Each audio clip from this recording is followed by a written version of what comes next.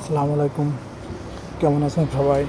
আবার একটা নতুন ভিডিও নিয়ে আসলাম আপনাদের সামনে। যশোরের উদ্দেশ্যে রওনা দিলাম আমি আর আমার বড় বোন। আমার বিয়েই বাড়ি, আমার বিয়ে একটু অসুস্থতায় দেখার জন্য, আমরা রওনা দিছি। এই যে যশোরের রোডে আছি, রওনা দিছি। সবাই দোয়া করবেন যাতে ঠিকঠাক পৌঁছাতে পারি। আশা করি ইনশাল্লাহ পৌঁছাই যাব যশোর। এই যে যশোর চলে আসছি, দেখেন যশোর মনিরামপুর। কিছু কেনাকাটা করব, তাই জন্য দাঁড়ালাম। আমার বড় বোন কিনতে গেছে, কিছু কেনাকাটা করে আবার রওনা দেবো।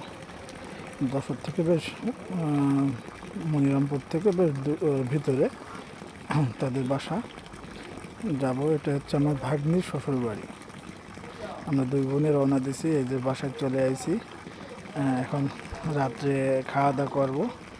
এইগুলা রান্না হয়েছে, গরুর মাংস, তারপরে মুরগির মাংস, গরুর ভুঁড়ি, আরও অনেক কিছু। এই যে দেখেন। আর আসলে বিকালের দিকে আইছি তো, যাইতে দিইনি। রাত্রে খাওয়া দাওয়ার টাইমে একটু মজা করলাম সবাই মিলে। এখন সবাই মিলে আমরা খাইতে বসবো। এই যে দেখেন খাবার দাবার। আমার বিয়ে ছিল না বাসায়, তাই খাইতে একটু দেরি হয়েছে। বিয়ের আমি খাইতে বইছি। দুজনে এখন খাওয়া দাওয়া করতেছি।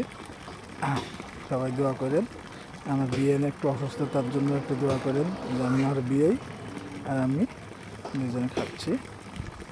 দেখেন অনেক মানে আসলে চলে যাব বলেই আইছিলাম, কিন্তু তারা ধরে রাখছে, যাইতেই দেবে না। আজকে রাত্রে হয়তো এখানে থাকা লাগবে।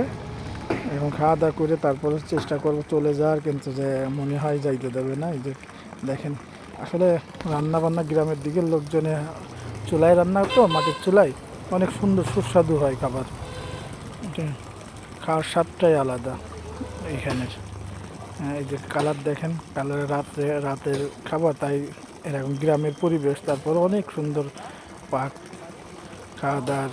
আর আসলে মন থেকে অনেক আদর করে যত্ন করে খাওয়া দাওয়া করতেছি।